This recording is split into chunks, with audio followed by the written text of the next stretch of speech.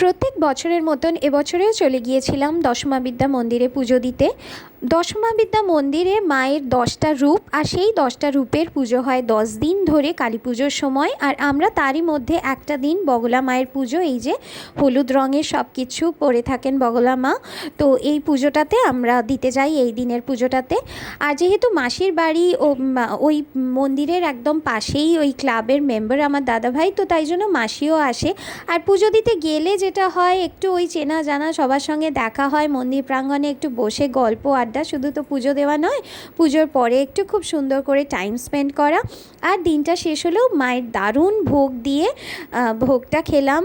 পোলাও, আলুর দম, চাটনি ছিল, অনেক কিছু 5 রকমের ভাজা ছিল, পায়েস ছিল, আর একটা করে মিষ্টি।